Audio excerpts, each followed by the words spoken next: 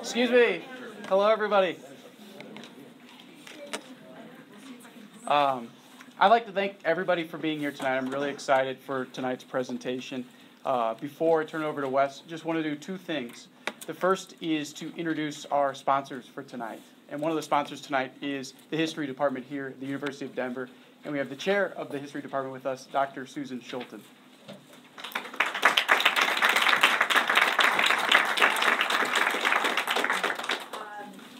Thank you all for coming. This is by far one of the largest turnouts we've had for a history event. I suspect none of you are my students. Well, I see one of my students.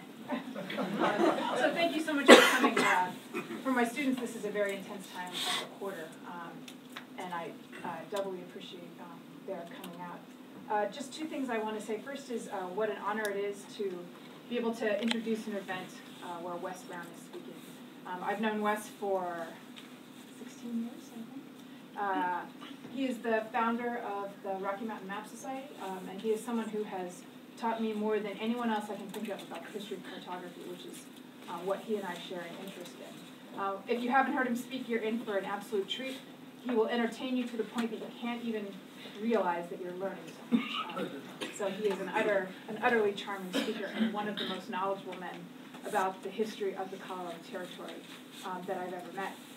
You also may not know that Wes is an incredibly important person in the city of Denver, both for his philanthropic work and also as a banker, someone who has just recently retired. I hope I'm not outing you, but who was a leader in the, and still is a leader in the financial and economic community here in Denver, and particularly in the Intermountain West. So thank you again all for coming, and I hope you enjoy the night.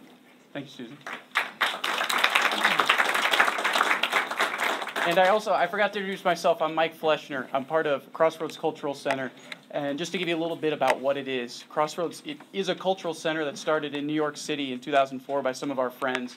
And it really was born out of their interest in the relationship between religion and culture, and specifically how their own Christian faith gave them a new impulse for the desire of knowledge.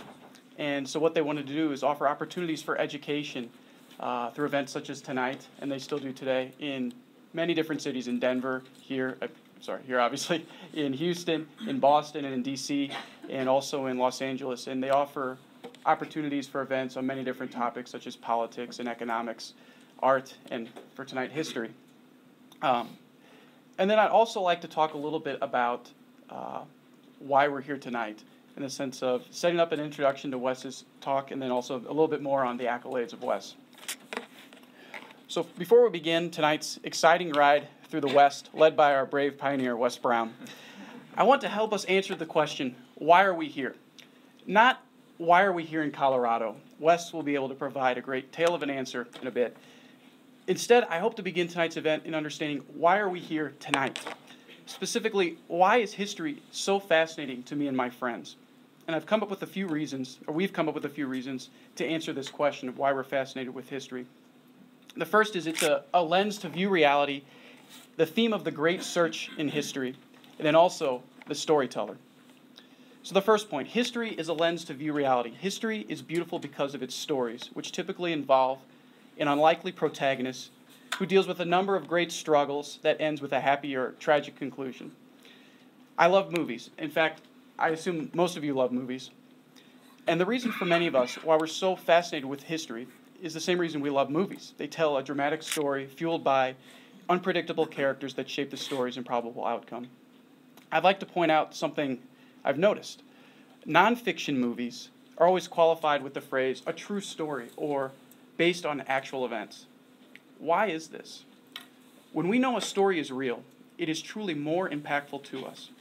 In fact, a true story or newly discovered historical event is typically greeted by many of us with the ironic exclamation, unbelievable. We have a tendency to take a position of wonder in front of something true, something real. History or historical events provide us with the opportunity to understand how reality is meaningful to us. The second point, the Great Search. The theme of the Great Search in history. Tonight we're going to begin to understand why we are here in Colorado. We hope to hear many stories of the brave explorers, ordinary folks, and multitudes of family that left the safe harbor of their homes to venture out into the West. I call this theme this continuous exploration in history, the Great Search. To me, history is this story, the urgency of men and women to pursue something greater, something better, to look for beauty and happiness, to set out and search for the infinite. What truly connects me to these brave travelers is that this same pursuit happens with me and my friends every day. Each day we wake up, and the great search for beauty and happiness is happening in our jobs, our relationships, and how we spend our free time. By looking at the great searchers in history, we begin to see that history helps us not only understand why we are here, but helps us look towards where we are going. And finally, the storyteller. I am so happy to have Wes here with us tonight to tell us on why we're here in Colorado. His passion, and Susan talked about this, his ability to share his love for history is truly a gift that we get to be a part of tonight. I'm so happy that tonight, he is our storyteller. The role of the storyteller is the most important of the three reasons that we are here this evening. The storyteller is the one who sees with great clarity that history is a lens to view reality and the budding theme of the great search within historical events. The storyteller's own fascination and gaze is what draws us to be interested in history. Truly, when my friends and I began planning tonight's event many months ago, we did not begin from a topic or an idea. We began from our interest in a person, our storyteller, Wes. Wes's own fascination in our state of Colorado and our history led us to begin to ask the question, why are we here? So, to conclude, I want to just introduce who Wes is. For over 30 years, Wes has been an avid collector, student, and author of old maps. His map collecting and study is focused on two areas: the earliest world maps up to the year 1540, and the exploration and settlement of Colorado from the 16th century through the 20th century. Wes is a Denver resident, and he co-founded the Rocky Mountain Map Society, which Susan just told us about, in 1990, and served as its president for 7 years. He also served as an advisor to collection development for the Library of Congress and the Denver Public Library. And Wes doesn't just read about or study explorers, he is one, as Mike knows. He loves mountain climbing and has climbed over 400 different named peaks in Colorado. He is also a field active member of Colorado's Alpine Rescue Team and will soon serve as the Alpine Rescue Team's president. And finally, Wes has been an investment banker in the Denver area for more than 30 years, specializing in financing and mergers for commercial banks, and he even co-founded his own investment bank in 2005 called St. Charles Capital. Ladies and gentlemen, I want to introduce Wes Brown.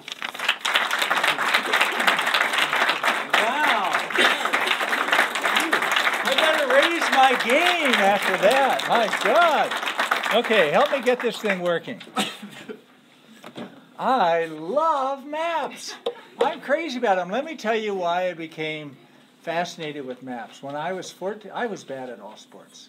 But when I climbed my first mountain at age 14, I stood on top of that peak and I knew with absolute certainty, this is it. I found my sport. I'm doing this for the rest of my life.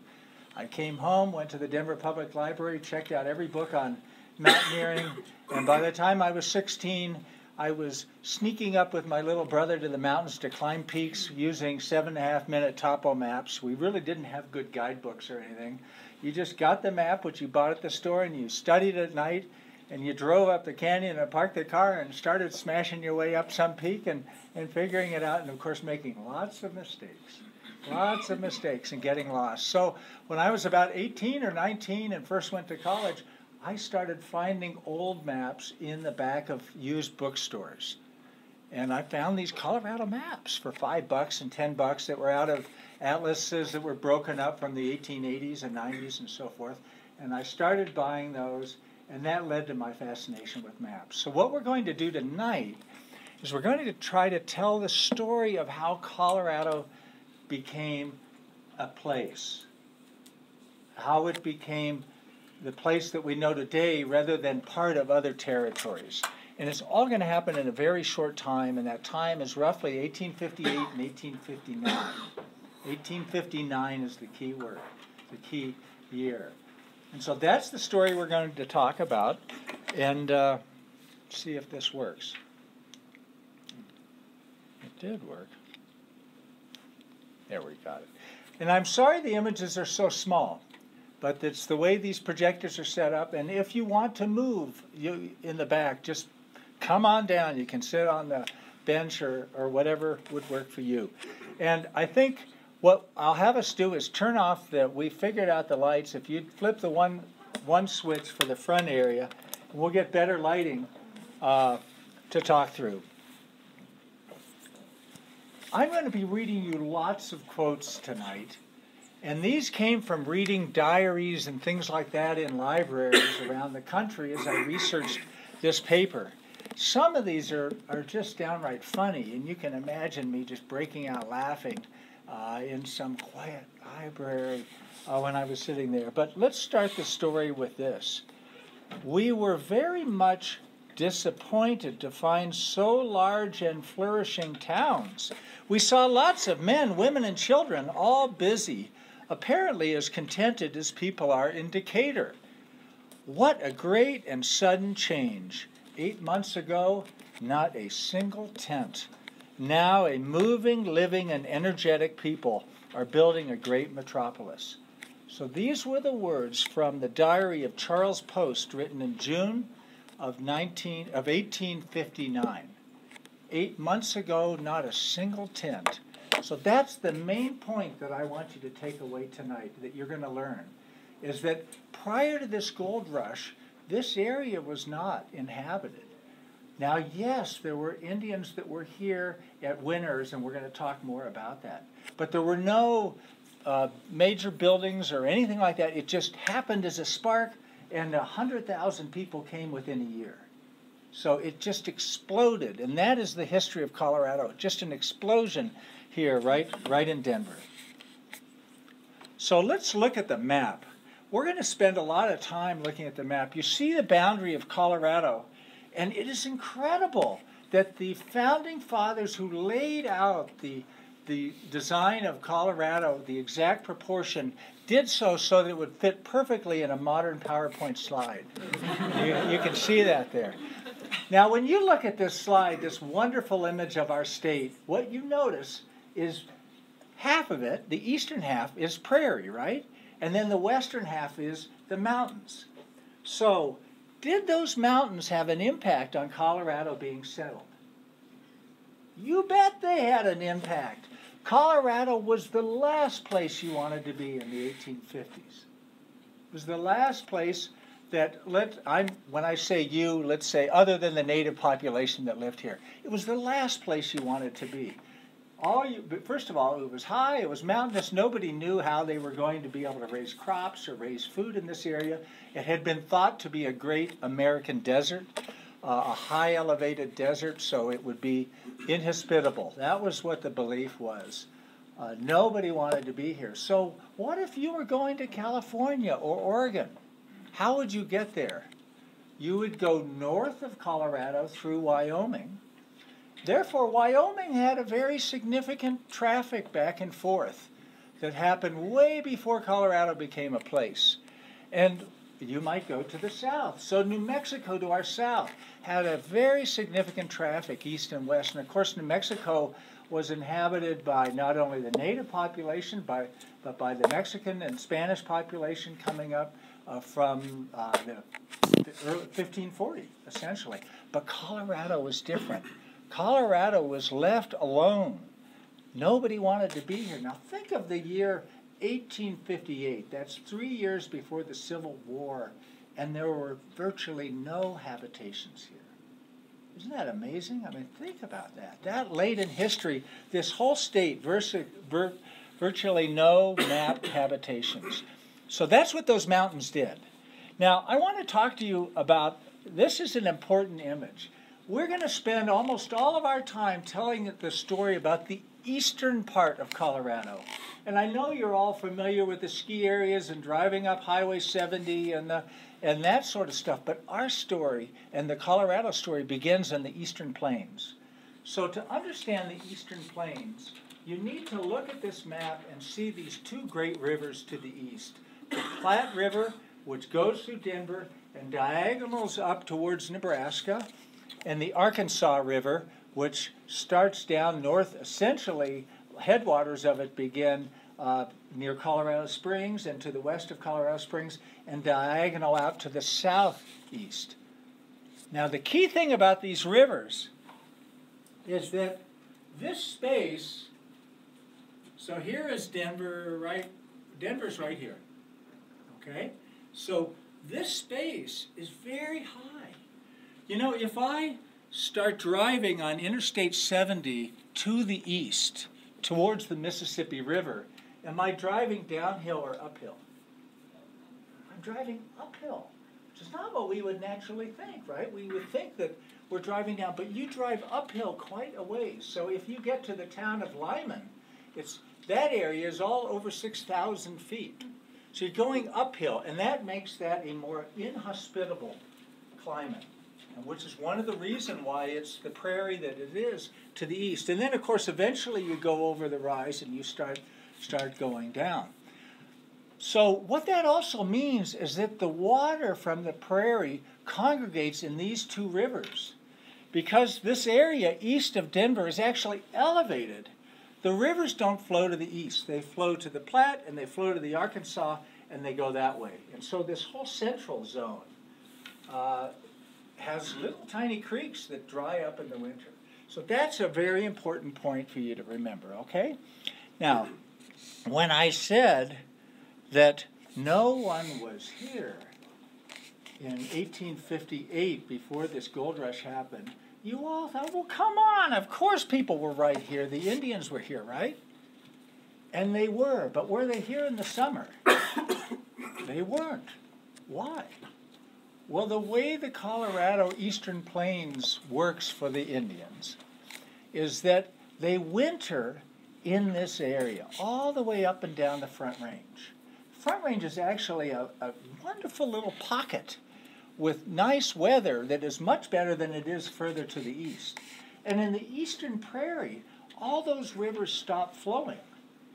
There were not reservoirs at that time, and there's very little water that flows. So essentially you have two rivers in the eastern prairie that flow throughout the winter before today with reservoirs, and they were the Platte and the Arkansas. So the native population migrated to the Front Range area and would spend its winter right here.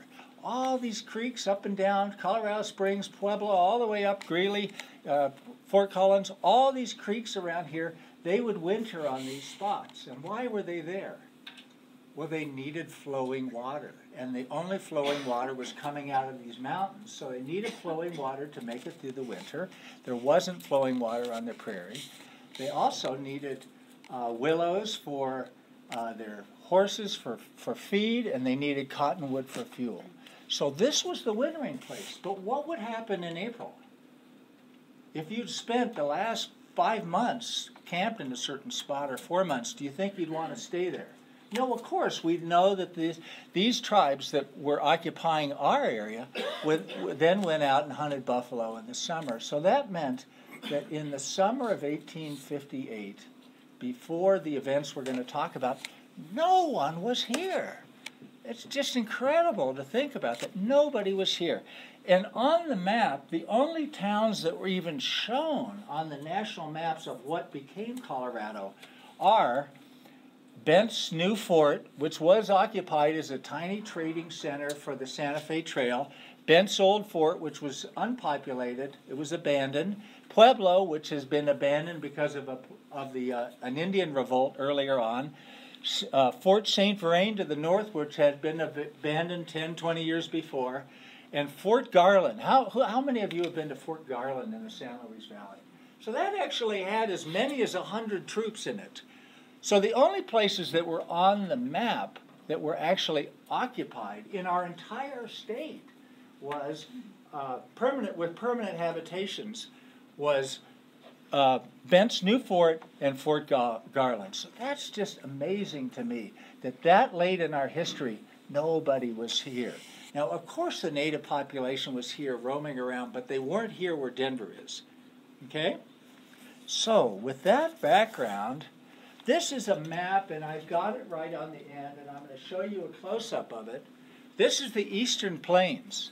And just to drive the point home, this is the part of Colorado that is the eastern half. It is the size of Pennsylvania.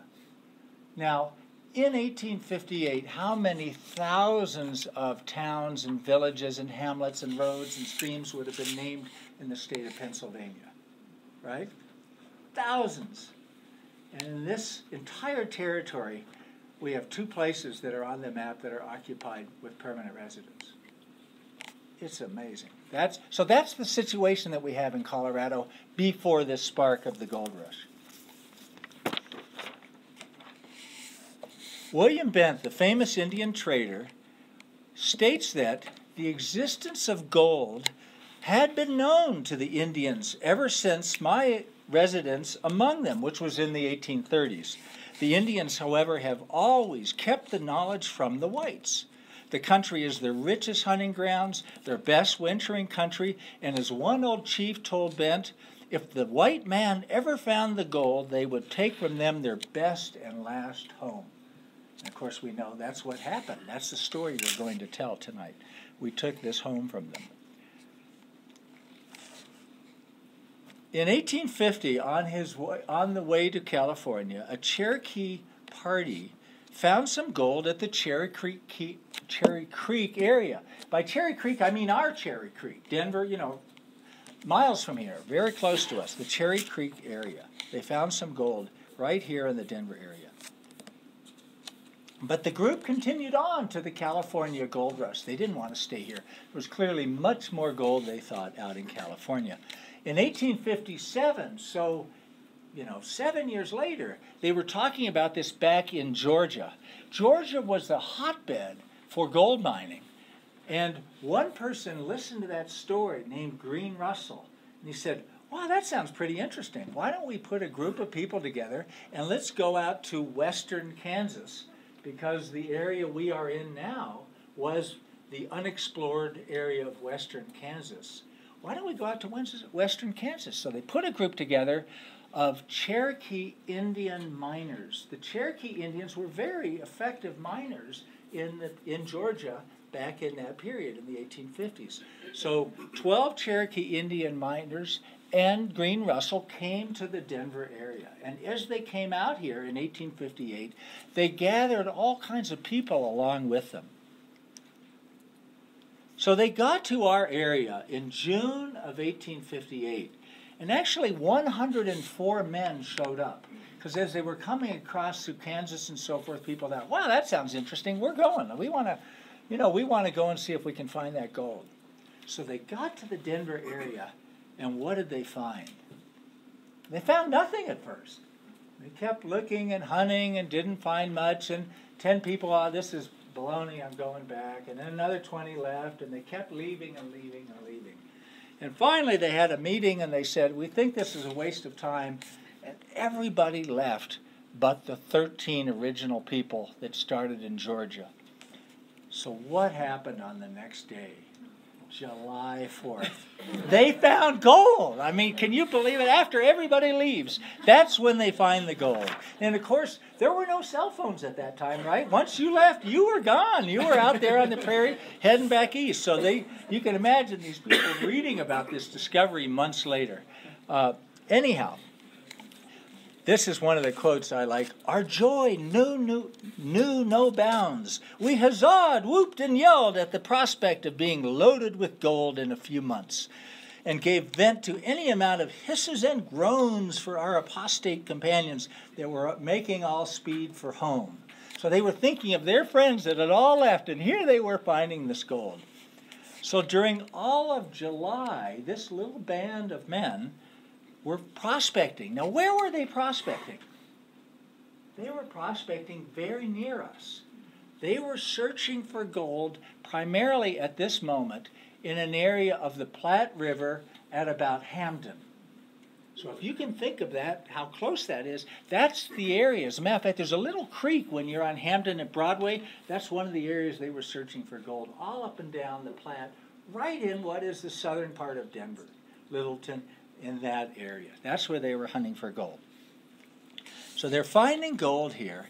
Now, do you think that they were happy when a trader from Fort Laramie happened by as he was coming south? And of course he had trading goods, right? Tobacco, coffee, all that cool stuff that they wanted. So this is a warning for all of us. Let this be a warning for all of us. So this trader, John Cantrell, traded goods that these men wanted for a bag of gold. Of course, he went back out to Missouri, and he had the bag of gold assayed. So, on August 26th of 1858, the Kansas City Journal of Commerce announced the discovery of gold to the world. So even though it was only 13 men out here at that particular moment, he went back and said, look at what they found, and this big announcement gets published, and everybody goes wild. And that's the story that we're going to learn about.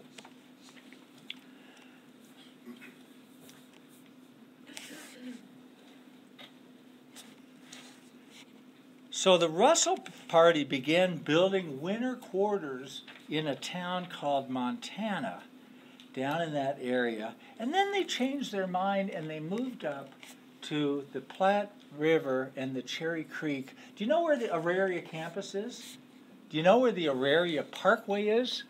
Right about Auraria Parkway, where the Pepsi Center is, and maybe even a little closer to Cherry Creek, that's where they started the town of Auraria. Now, where did they get the name Auraria? Well, that comes from the Latin root word for gold. And Auraria was the town back in Georgia that they brought the name to. So they started Auraria. Now, there was another group that had come out shortly after the Georgian group from Lawrence, Kansas. So they came out from Kansas, and they were looking too. And they decided to pick a spot for their town on the other side of Cherry Creek. So think of about 14th and Market or 14th and Larimer. Think about that. That's where they decided to start their town. And they named their town St. Charles. St. Charles. And here, let's see if we have a map. This shows, let's see, I think we've got Montana, which is an Auraria right there. So Auraria is on the map, and St. Charles, this group of Kansans picked. Well, then they all went home. They decided to go home for the winter. They left one guy, Charlie Nichols, to guard their situation. But who would come by but a professional town developer named General Larimer? He was a general, and he was a town developer, and he had heard about this gold rush, and he immediately put money and funding and everything together, and he came out, and he was walking around this Auraria, St. Charles area, and he concluded that the very best spot for a town was where St. Charles had already been laid out. But of course, what they did was they just put 4 logs on the ground and said, okay, this is our town. We claim all this area north of Cherry Creek and east of Colorado, of the Platte River, is our town of St. Charles. So he said, that's baloney. We're not going to go along with that. We're going to start our own town. So he claim jumped. What was the name of the town that they started? Denver. So why did he name it Denver? Who was Denver? Somebody in the room knows, right? Denver was the governor of Kansas Territory. This was part of Kansas. Now, it turned out, they didn't know it, that by the time they named it Denver, Denver had left office. But they didn't know that. They thought he was the governor. Now, why would you name it after this governor? Well, don't you think if you had a legal dispute with those St. Charles people who were complaining that you had taken their land, that if your town was the one named after the governor, you might fare a little bit better. And so that's how Denver became named. So that's what they started with Denver. Now let's read a little bit about this. So many would-be prospectors were excited by the initial reports, but very few would actually come out, because who would want to spend the winter in this inhospitable place? But some did come out, dozens did, and as a result of these most adventurous ones, started to build this little town of Denver and Auraria. Denver on one side of this creek, Auraria on the other. And there's an interesting little twist about this. Remember the Georgians. They created Auraria, and the Georgians are Southerners. The Kansans from Lawrence, they created Denver, and they were on the north side. And they were a free state. And so we have a special guest towards the end of our presentation who's going to talk about this fascinating element of the Civil War and the slavery issues around Colorado. But at that moment, The Southerners all stayed in their area, and the Northerners all went to Denver. And Cherry Creek was the little dividing line. So these cabins started being built. First with tents, then log cabins cut with the rich cottonwoods along the river. About 125 houses were erected during that first winter, virtually all with dirt roofs and dirt floors and no windows. Think what that would be like in there. I like this quote. The rain usually continued 3 days inside after the weather cleared up outdoors. You know, there's not much to be said for dirt roofs. There was little to do during that first winter, according to General Larimer's reports. Quote, we had occasional excitements of various kinds, sometimes a dance and sometimes a free fight. Our dances were gotten up mostly by the old mountaineers and their squaws, there being but 3 white women in the country for a number of months. But most of the miners in the Denver area were actually getting very meager returns.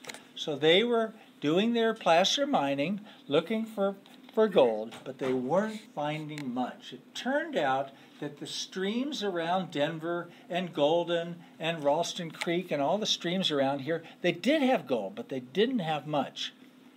But these men would be astounded by what was going on back east. So they're thinking this is not a very exciting gold rush. But back east, people were going wild. The news swept over the land like a prairie fire before the wind. So you had people really excited about this new Colorado gold rush, which they called the Pikes Peak Gold Rush. Why do they call it the Pikes Peak Gold Rush?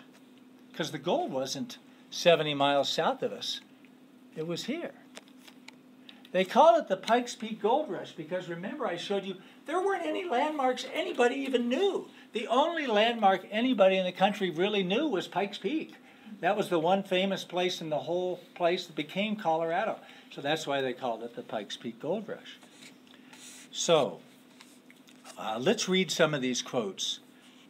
There's a good deal of excitement at Lawrence, Kansas, says Mr. William Hartley. Gold dust is exhibited in many public places, and 9/10 of the young men in town seem to contemplate going out next spring.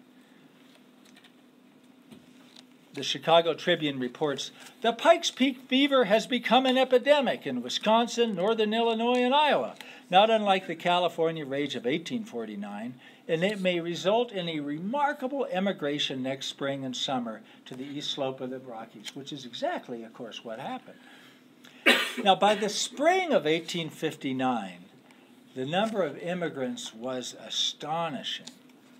According to Patterson, quote, we see on the road men on foot with packs on their backs, men with handcarts, men without anything but a blanket and a brazen face, all bound for Pikes Peak. Generally, though, most of the people that came out with a wagon and with oxen. Now, what's an ox? What is an ox? An ox is an educated cow. It's not a different animal. It's a cow that has been trained to be actually led by a driver. That's what an ox is. So it can be a bull, it can be a cow, it's educated. So when a cow or a bull gets a degree or a certificate, then it becomes an ox. So that's how these people were generally coming out here. A.M. Gask exclaimed in his diary, today we traveled north 8 miles. Then came in the sight of the Arkansas River, and Jerusalem, what a sight! Wagons, wagons, Pikes Peak wagons. Well, there were a few of them. I presume 300 ox wagons in sight. So just imagine 450 miles with people spread out coming to Denver. That's the situation we're talking about. So in a glaring example of human recklessness, thousands came who had absolutely no idea how to mine for gold. They didn't know how to do it. More than 100,000 are estimated to have come to the mines in 1859. So what prompted this enormous immigration to Colorado in the spring of 1859? What caused this to happen? Well, the first thing for sure are the exaggerations in the. Remember, I said it wasn't a very good gold mining diggings in the Denver area. The first thing, though, was the exaggerations. So let's just read this. This is from the Leavenworth Times in November of 1858. And you let me know if you think this is a highly credible report. After working and prospecting in the gold region for 3 months past, I feel able to give a reliable account of the mines as they exist. Gold exists throughout all this region. It can be found everywhere, on the plains and the mountains and on the streams. To tell a comprehensive truth in a few words, I must say that the whole region is one immense gold field. Now imagine reading stuff like this. Would that get you turned on or not? I mean, that's pretty great. So that was one of the things, was the newspapers back east, which were quite uninformed, were really ginning this thing up and making it sound good.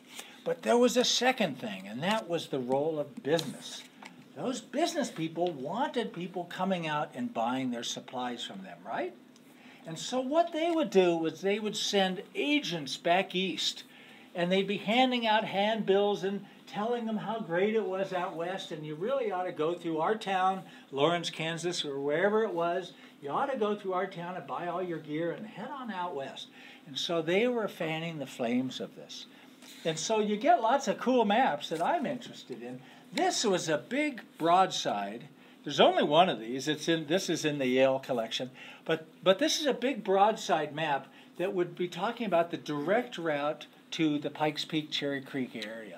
And what they were trying to do was get people to get on a train, buy their ticket, and come on out here and make sure to buy lots of supplies on the way. So we see maps like this really as promotions. Let me read you one of these quotes trying to puff up a particular town. This town is Leavenworth. So tell me if this is highly accurate reporting. To those proposing to start for the gold mines in the spring, we have only to say consult your maps. Not the bogus affairs concocted by the little aspiring towns upon the Missouri, but maps of authority and accuracy. And you will discover that Leavenworth will save you more than 100 miles of travel, either to the Pikes Peak or the Cherry Creek section.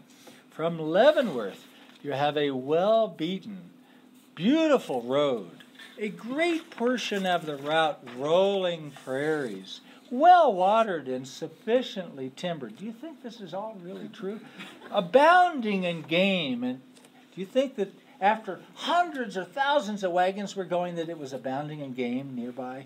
Abounding in game and clear of Indians who do not molest the traveler upon Uncle Sam's road. So independent of the interest we feel in the advancement of Leavenworth, and as an act of pure benevolence, we would advise all proposing to visit the mines to come straight to Leavenworth, where they can secure their outfit on the most reasonable terms. So this benevolent act saying, please come to Leavenworth and buy your stuff. Now there was a third factor that was very important also, and that was that the Panic of 1857. This was one of the deepest recessions in the nation's history, with unemployment rates rivaling those of the 1930s. And so you can imagine thousands of men who couldn't get work thought, well, what are we waiting for? Let's go out and see what we can find. And so that drove a lot of people out here too. But there was a fourth factor as well, and this map will reveal that, and that is proximity. So think of the gold rush of 1849. If you were on the Missouri River in Omaha, Nebraska, or Kansas City, it was 1,600 miles as the crow flies to get to California. But do you travel as the crow flies? Of course not, right? You've got the Rockies, the deserts, the Sierras to get over. Contrast that with getting to the Front Range of Colorado across this prairie. It's 450 miles. It would take you about 6 weeks. So that's why actually many more people came to the Colorado Gold Rush than the California Gold Rush, because of its proximity to the population centers of the nation. So those things all came together to cause this great big rush. So over the winter, many publications and prospectuses and things were produced, like maps and so forth, to get people information so that they could come out here and hopefully buy stuff from these various stores and all. And I'm really interested in these little pamphlets. So this is an example of a little tiny 3x5 pamphlet with about 6 pages of text in it and a little tiny folding map that would have been given out free. And these things would be given out by an implement dealer or somebody selling stuff, and then these would be carried by these guys. So I'm very interested in these maps. Here's another one. It's a little tiny pamphlet that would have been for free. But for 50 cents, you could have bought this book with about 80 pages of information in it. And for $1, you could buy this hardback book with a really nice map in it. So now what were the things you'd be reading in these books? They'd be telling you about the existence of gold, telling you where it was supposed to be found and where it was not. They'd be telling you about the climate, the Indians, things of that nature. And they would be telling you what to bring. And of course, they'd want you to buy lots of stuff, but they'd be telling you what to bring. Now, if we look at the so-called miner's outfit, which basically means the supplies that a group of miners get, this says outfit for 4 persons for 6 months. Why would you need to bring food for 6 months? Because there was no food here, right? I mean, this months before had been a non-occupied area except for in the winter by the native population. There weren't truck farms and things like that, so you had to bring your food with us. In fact, if you look at this, it has on this list pork and salt and 1,000 pounds of flour. Do you think you'd get tired of flour and beans and salt pork? I mean, would that get old for 6 months, do you think? Anyhow, this was the climber's outfit, or the, not the climber's outfit, the miner's outfit. But there were some good maps that were produced. This one by Thomas Hartley was the first map of the area. And it actually, if you look at a close-up, I don't know if you can see this, but this is St. Charles. So he doesn't even know that Denver has started. He's gone back to create this map as one of the company of the group of people that founded St. Charles and publishes this map. But this map actually had some pretty good information on it. This is a terrible map. So this map is about 22 inches long and 4 3/8 inches high. And in this whole strip map, the only part you're really worried about is the last couple hundred miles, right? Because that's when you're not on a train or on some huge well-known track or something like that. And this is what it shows you for that last little 1 inch. It takes 1 inch. It says, and oh, by the way, when you get here, just keep heading in that direction and you'll get to the mines. So totally useless maps.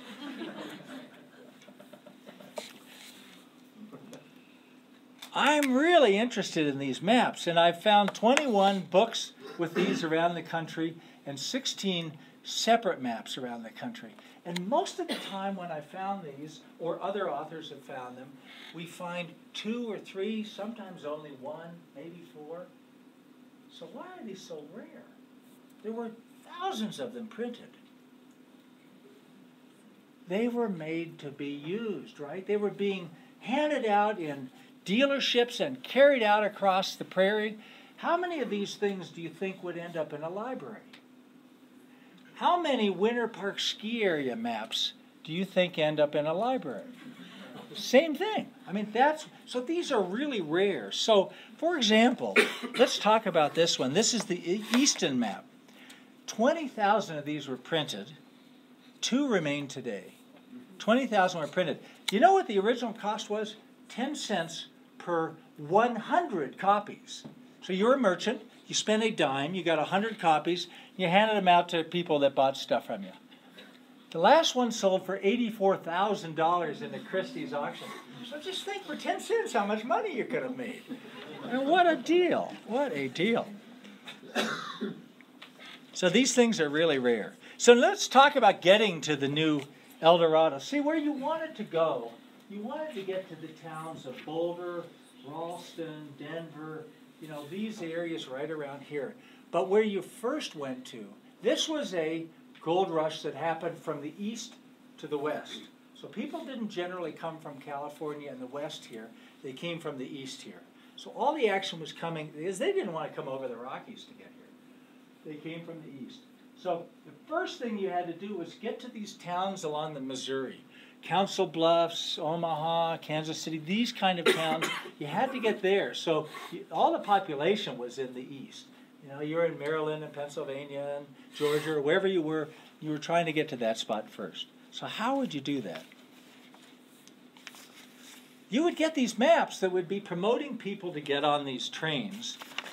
And some of the individuals had horses and walked or whatever, but many people would get on the trains and take the trains out to the closest area they could to the Missouri, and then they'd buy their gear there, and they'd go from that point. And let's listen to some of these crazy exaggerations. I like this one talking about Cincinnati, trying to get you to go to... Here the traveler is fairly on his way to his new home in a certain future. Do you think this was a certain future? A certain future, whether he goes to delve in the mines of Pikes Peak or Cherry Creek, or to seek the hidden treasures of the rich prairie. Here he finds the great true route from east to west, the broad gauge Ohio and Mississippi Railroad, to take him on his way rejoicing to St. Louis. He loves St. Louis. You know, the only person rejoicing on those crowded trains were the owners of the line, right? It would not have been a place to be rejoicing, but this is the kind of language that I love in some of these articles. So let's talk about these routes. So the first route was called the Southern Route, and you can see that one right down here and right down here. So you started at some place like Kansas City or somewhere on the more southern side, and you went along the Arkansas River basically following the old Santa Fe Trail. But instead of cutting further south, diagonaling down to Santa Fe, you stayed with the Arkansas and essentially went to Pueblo.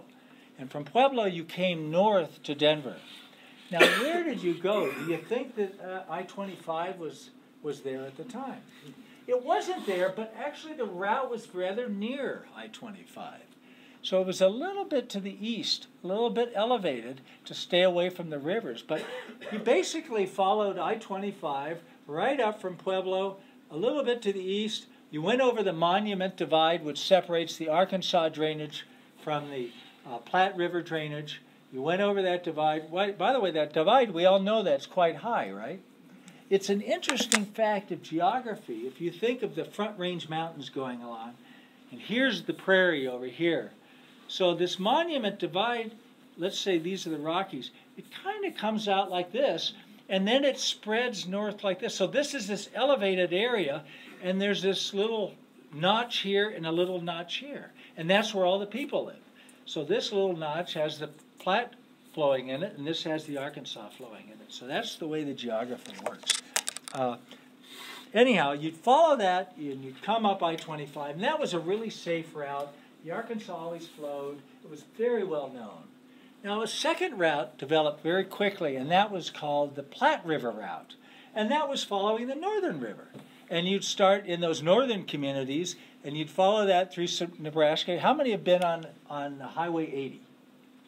You'd basically be following Highway 80, and then how many of you been on Highway 76 where it diagonals down? Yeah, so you would not do that because you'd stay closer to the river, but that's basically the idea. You'd follow that, you'd stay by the river. Now the problem with that route was it was very sandy. Now imagine trying to take a wagon through deep sand. That would not be fun mile after mile, but other than that, it was an excellent route. So there were two more routes called the Republican River route and the Smoky Hill route. And these were the central routes. And if you look at the map, they seem extremely obvious, don't they? I mean, they're much more direct. I mean, instead of kind of going around to follow these rivers, it'd be much easier to follow these two routes. But you'll see that there was some real problems with these routes because they're going with the middle area, which is that elevated area, the plains, which has very little water. And that would be the problem. But we'll learn more about that in a few minutes. So I want to talk about the games that map makers play. The games that they play. This is a map that shows the four routes. So you see the northern route, you'll see the four routes there. The northern route, the Republican route, the Smoky Hill route, and the southern Arkansas route. Those are the four routes.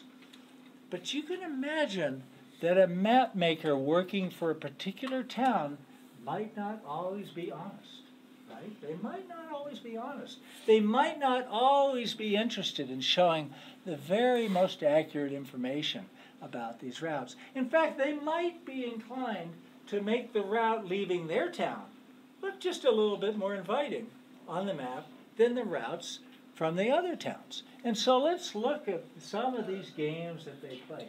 This is a map. We're going to look at a close-up. Now, this is a map produced by the citizens of Lawrence, Kansas. And Lawrence is in the middle. And so Lawrence wanted you to like the central routes, the Republican and the Smoky Hill, because if you liked those routes, you'd go to that town to buy your supplies. So notice these really heavy lines, even though these were much less traveled and much less understood routes, these very heavy lines where they're trying to get you to do this. And the little games like, here we have rolling hills. That sounds pretty nice, doesn't it? But how about barren land and sandy? You know, they're making these other rounds sound much less inviting. Here's another one. So here there's a really cool trick here. Remember I told you that Pikes Peak was the name that the gold rush was known as, because nobody knew anything else about Colorado, so they might as well call it Pikes Peak. Well, Pikes Peak is 70 miles south of Denver, right? And do you think that the person coming from the east was quite clear that all the gold was up here in Denver? So notice the trick here. This guy's wants you to go southern. So notice how it says gold region around Pikes Peak. Why not just move the gold region to the south 70 miles? Nobody's going to know until they get out here. By then, they'll have bought all your stuff, and they'll have, moved on back east. So that's the game that's being... Here it says Pikes Peak is right here, and it says gold region. Denver's up here somewhere, but, don't tell them that. So you see these different tricks that are being played. Here, I have a close-up of it now, so you can see gold region and Pikes Peak right in the center. This map is kind of doing the opposite. So they're trying to get you to go from the north. And why not just take Denver and Auraria and just move them up north so that it's much closer to where you enter into the state, and which is what this map does. It just moves the towns up north by about 50 miles, and nobody's going to know till they get here. And then they're going to be thinking, gee, I think Denver ought to be right here, but no, it's another 50 miles to the south. Oh, okay. These are the kind of problems. I like this map. This guy brings a lot of it together. This is really a good one. So what we see here, first of all, as we look close, clearly they're trying to get you to go the southern route. And you see that really dark line along the Arkansas River? And you see those towns there? It looks like, have you ever been to a Howard Johnson or some really big way station on the highway, that you can stop and get a Slurpee or something like that? Here we've got three of these four places are abandoned. There's no one there. But nobody knows that. You just put the names of the places and it looks like it's going to be very inviting.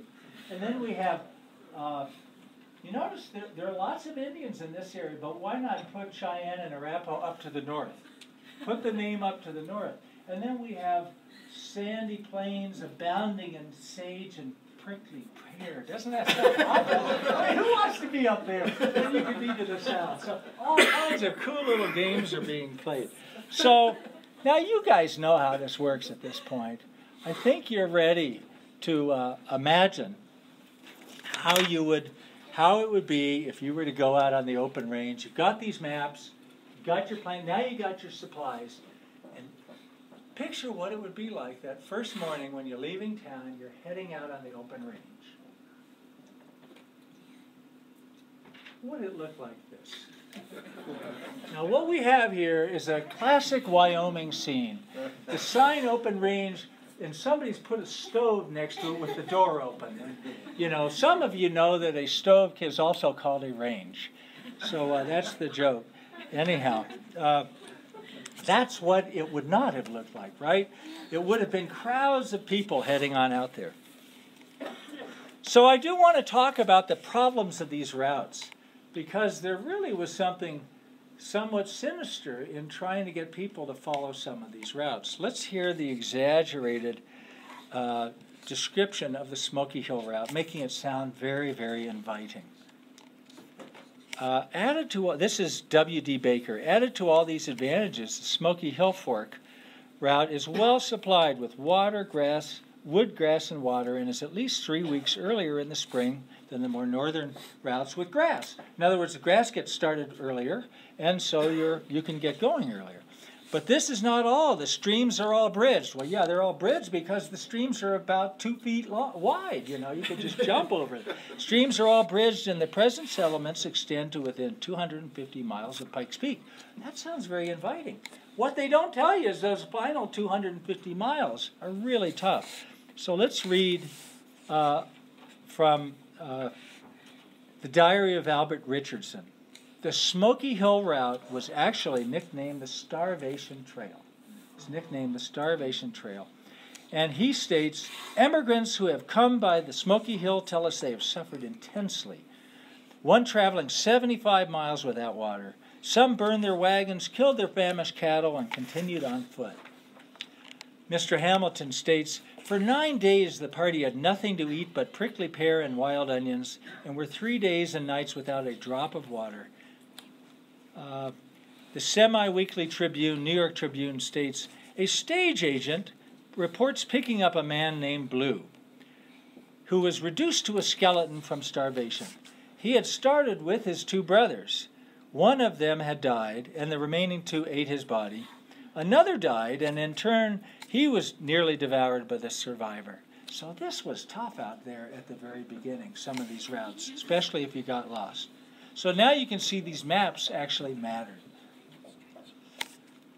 So of the thousands who made the trip, here we get a nice picture of what that might have looked like. Of the thousands who made the trip, actually few were pleased. Quoting the Cherry Creek Pioneer, men are coming in here daily who have not any provisions or money, and they will stay 2 or 3 days at the farthest and then return to the States venting their spleens against the country and the people. So people were coming here, they'd walk for 6 weeks, they'd get here, everybody was discussing, gee, there's not really much gold here after all. This is no good, let's go home. They turn around and they go back. And when they went back, they were worse for wear, right? They were busted, out of money, all their hopes had dashed, and they were returning back. And so that's the situation you had. You had a real tough situation in Denver in these early months. From February through April, the number of travelers to the mines actually roughly equaled the number of people going the opposite direction, disgusted going back home. No more than 1 in 10 actually stayed here once they got here. And the result was that you had heavy traffic on these roads in both directions. So you can imagine how disheartening it would be heading on out there all excited, and you're hearing these people, the returners, coming back and telling you the story. Let me read a few quotes. One diary states, here we saw a mound of dirt purported, oh, let me just show you this. I missed this slide, but look at how devastated the terrain would be from these mining operations. I mean, they just ripped the soil to pieces. It was a complete disaster for the areas where the mining operations occurred. Anyhow, these folks were going back, and we have the quote, here we saw the mound of dirt purporting to be the inscription on a buffalo skull to be Samuel Curtis. He gave favorable accounts of the mines last winter. Many of those who first turned back threatened to kill Mr. Curtis if they found him. And another one was a supposed grave with an epitaph that said, here lie the remains of D.C. Oaks, who was the starter of this damned hoax. So these are the things that we have going on. But it was the natives who suffered the most. For the Arapaho and the Cheyenne, these streams were their historic wintering places, right? They needed that flowing water. They needed the cottonwoods for fuel. They needed the willows for winter feed. And can you imagine being an Indian who comes back to this stretch in October thinking that you're moving back to the spot where you're, for the last generation perhaps, you've been wintering in this area. And there you have thousands of people, a few of whom are in that particular stretch waving guns at you saying, what are you talking about? This is our territory. We've been here for 3 weeks. You're only showing up now. and it was a disaster for the native population. Wise Indians knew that fall that their way of life was ruined. Although the occupation of Indian territory, this area, was strictly a violation of law, it was completely ignored. And the Indians were killed and moved on, and this is a very sorry chapter in Colorado's history. So by April of 1859, Denver was on the verge of collapse. By this point, the reports were back all over the country that there was very little gold being mined. Thousands, tens of thousands were coming back disgusted. It was thought to be a great national hoax, what had occurred in Colorado. But do you know that very soon in the spring, the miners started creeping up into the mountains? And on May 6, 1859, John Gregory made the find of his life 25 miles up from Golden, just before Blackhawk at the Gregory Gulch. And he found large quantities of gold. And every week, new miners would find large quantities of gold in Gilpin and Clear Creek County. And so that area then caused a tremendous boom. And many of the returners turned right around and wanted to come right back again, because now Denver really did have, the area really did have its mining. So the mining then shifts to the mountains, but areas like Denver become the supply centers. And so Denver thrived as a supply center. And so let's look at that, just the destruction of these things. Let's look at this first map of Denver. So by the end of 1859, this map of Denver, it's the first one, it shows Denver, Auraria, and Highlands. Who knows where the Highlands are? The Highlands of Denver. That was one of the very first towns. That was basically the town on the other side of the Platte. So those three merged on December 3rd, and we have now the formation of Denver, which is really an economically viable place. Now, in 1861, President Lincoln, Colorado was created as a territory. President Lincoln would take no time in February appointing Francis Chase to come out and map the area, which produces this first map in 1861. So you might be wondering, why was this area, which was so commercially viable in 1859, why did it take so long for it to become a territory in 1861, even though in 1859 there was lots of energy and appeals back to Washington? We happen to have the greatest authority on this subject, in my opinion. The chair of the history department here in Denver, Susan SCHULTEN, is going to give us just a little quick snippet into understanding why did it take long and what was the drama around Colorado becoming a territory. So, Dr. SCHULTEN, please come forward. Wes told me I was going to do this right before he started. She can do this in her sleep. But to make a very long story short, I think for those of us who live in the West, one of the things that's most striking is we think about this period in terms of two separate narratives. Out here you've got the gold rush, right, and the Indian Wars, the mineral rushes, things like that. And then east of the Mississippi, the gravest crisis in the nation's history that's dominating the newspapers every day is the sectional crisis around slavery that leads to the Civil War. Very few American historians tend to think of those stories as happening at the same time, but Colorado is the thing that brings them together. So Wes has talked to you about the way the rumors of gold begin to filter out of this area as early as the summer of 1858. Well, in the summer of 1858, the nation is entirely riveted on the Lincoln-Douglas debates, where Lincoln and Douglas are vying for the Senate seat in Illinois. A free state, but of course the Lincoln-Douglas debates are entirely about the fate of slavery in the new territories of the West, right? And so no sooner has Douglas defeated Lincoln than these rumors of gold start coming out that lead to this flood of population in 1858, especially in the spring of 1859. So as Wes said, all these people come out here to what was then the far western edge of Kansas. The fate of Kansas territory is entirely undecided, Many of you have probably heard of Bleeding Kansas, right? Kansas was organized as a territory in 1854, 1855, but because it was so riven with a crisis around whether it would be free or slave, nobody in Congress wanted to allow Kansas to become a state, to move from the territorial status to statehood. So Kansas has one of the longest periods of territorial status from 54, 55 until 1861. Nobody wants to touch Kansas with a 10-foot pole because it is so tied to the fate of slavery. So that's the background for why it takes so long. You have all these people coming to Denver, right? That makes Kansas very nervous. In this far western edge, they have tens of thousands of young men who have no respect for the law and who are creating terrible problems with Native Americans in terms of the skirmishes that are happening between the Cheyenne and the Arapaho and the settlers of Denver.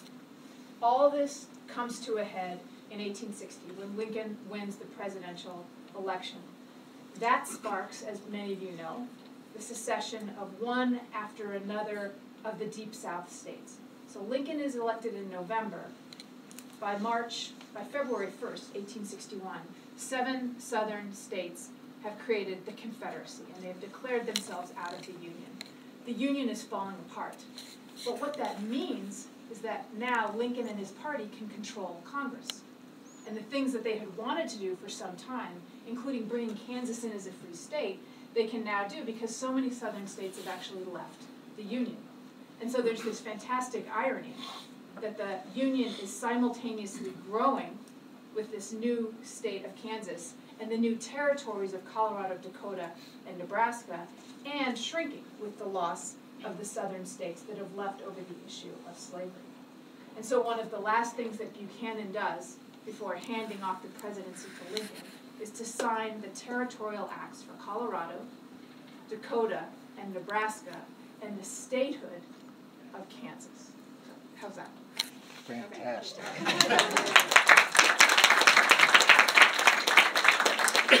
So now let's wrap up our story. So Denver, the whole story, right, is 1858 and 1859. That's it. It's not a long story.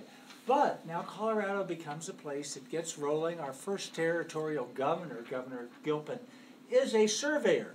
He says, well, this map's inadequate. This isn't enough information for the whole territory, and you can see it right up here in the middle here afterwards. This is inadequate. We need something better than that. So he appoints a great map maker. So by 1862, we have this map with tremendous detail about the state.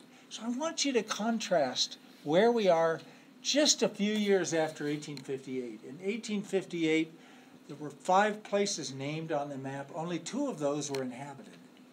And 4 years later, there are dozens of towns. Everything's been, it's been substantially explored. It's a radical shift. And that's what Colorado is. So unlike most communities, most states would slowly grow up over time. Colorado is a spark. It happens all at once, and that's the main point I want you to take away. Now, it would take 100 years from this map for a truly outstanding map of the state to be produced, and that is this one right here. This was produced in 1960. Thank you very much for your attention.